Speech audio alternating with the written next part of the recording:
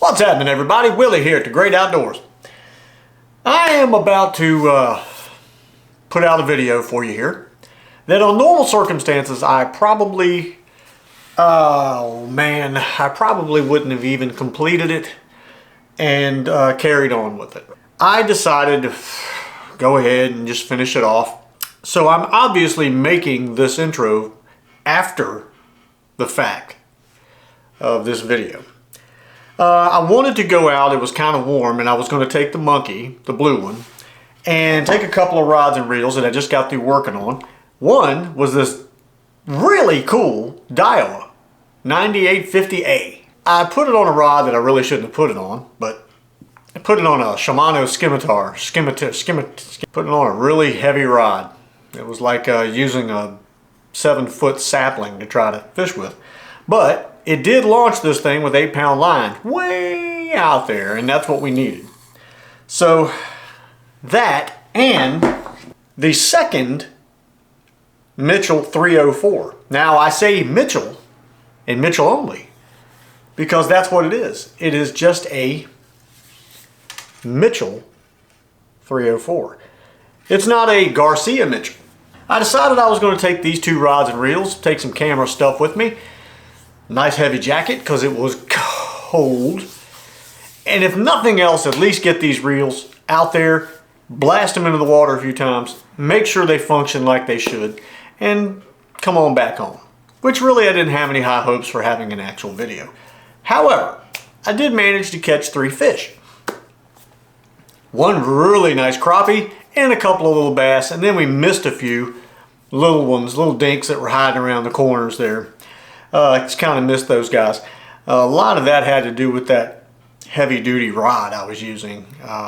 Just way too stiff of an action, and it was like a 7-foot broom pole trying to fish with the darn thing. But regardless, we caught some fish with it. So what ends up happening is at the end of this video, when I kind of did the outro, I was freezing. It was cold. Sun was going down, my hands were wet from catching fish, and it got a little cold, and I said, you know what, riding the monkey, I want to go home. And we're all familiar with the monkey and how it's set up with the orange boxes on the sides and the milk crate.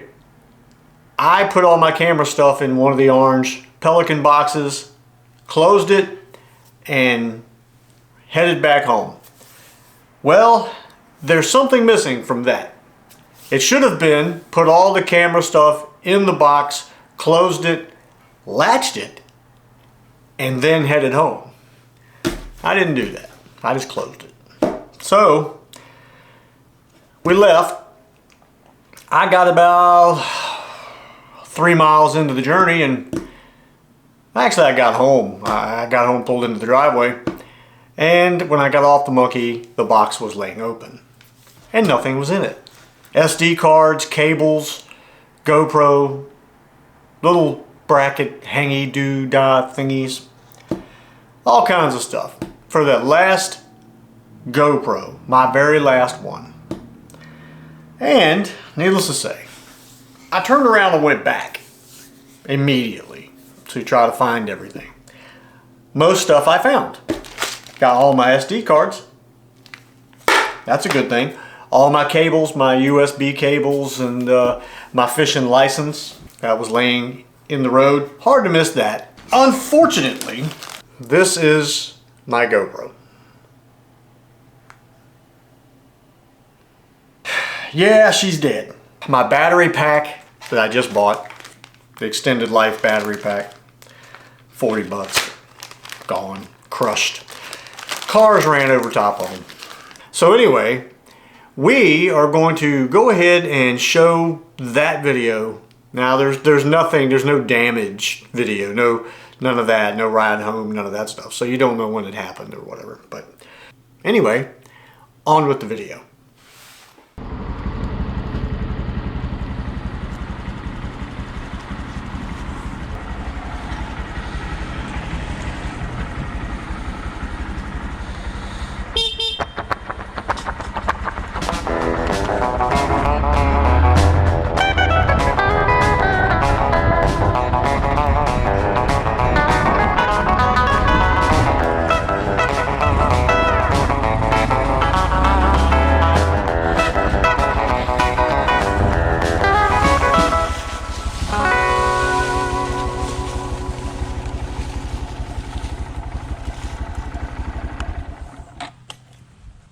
All right, I think we're gonna go first. We're gonna go Daiwa 9850. 9850A. Let's see. We don't have the green funk on the water. It amazes me. Where does that stuff go? I mean, it was just a couple weeks ago I was out here and the green funk was everywhere. Okay. I got this on the scimitar 7-foot rod. Maybe we can launch this thing. But we got 8-pound line on this one. Tired of missing hook sets. Let's just go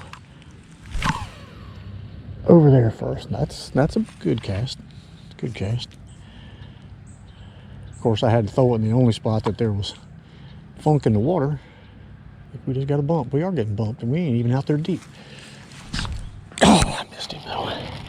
He was bumping it though. He didn't feel like he had a lot of weight to him. He's just giving it that little thumpity thump, thump, thumpity thump. He had it in his mouth. The only thing I hate about using casting rods is getting the hook set area. It's a little awkward sometimes, especially with these big ones. This is a big rod here.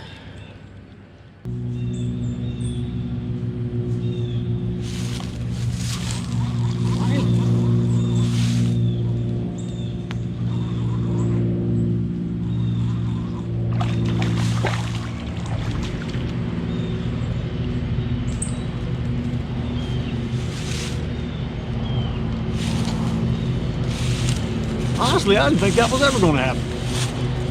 I kept getting hits, but I could not get the doggone things to connect. Not big, but hey, it's better than no. It's a fish. I think that fish had staked out that area right there because I've gotten a bunch of hits right there in that one spot, but he just never would pick up. It's just like, come on, pick the thing up. Finally, though.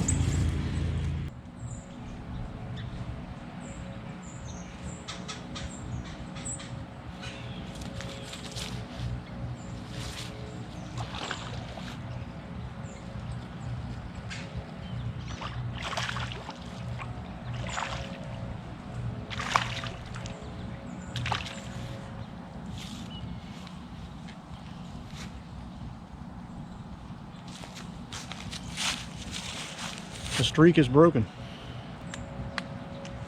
A fish is caught with the Daiwa 9850A.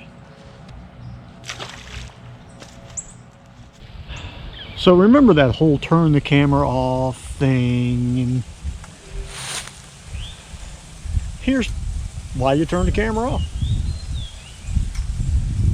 Monster crappie. This is on the Daiwa.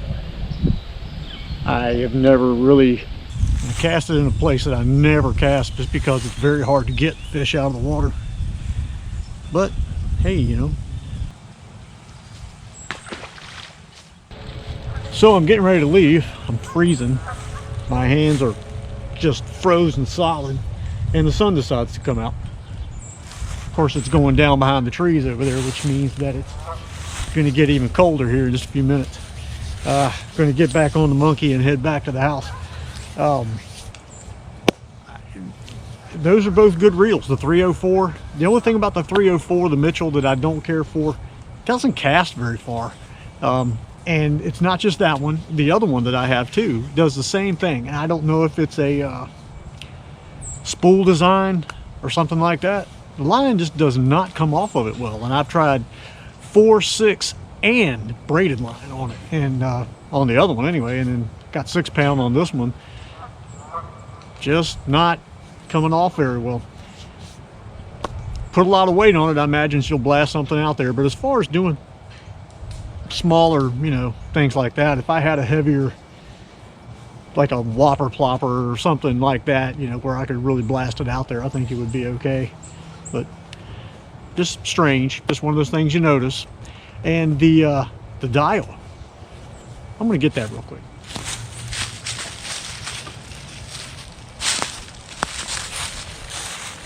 The Daiwa 9850. I stopped using that. I got hung up out there and broke off, and I just decided to go get the 304, but I didn't catch anything with the 304, so it just got cold. Things just weren't hitting. Got that big crappie on this one, so I came back over there and tried to catch another one, or maybe get in a group, but nothing ever hit again after that. And then I got hung up on something out there and broke off.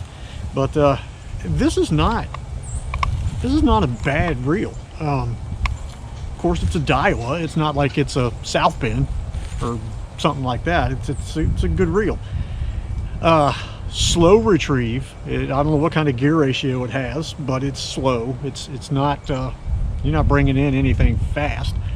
But other than that, it's not a bad reel.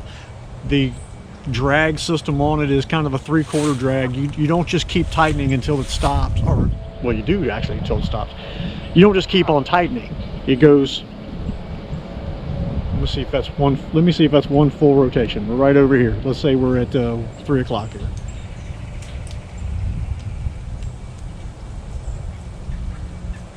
It's not a full rotation. It comes around and stops just about at 2 o'clock. But that's how the drag works on this thing. That's how it is. That pin that's in the middle, that brass pin, pushes up on the bottom, and you just bottom it out and it doesn't go any further. Not a bad reel though. When the drag's fully set, you can really bring in some bigger fish. So, not a bad reel. If you see one of these, I'd grab it. If you can get it cheap. I mean, I got this for $5, so I wasn't going to argue. So yeah, it was a fun reel. Anyway, the rod is way too big, but other than that, I mean, it depends on what you're trying to catch. Me, I was just trying to catch something. And if I don't get in out of the cold, I'm gonna catch pneumonia again. That's a long story. Anyway, the 304, the Mitchell, Daiwa 9850A.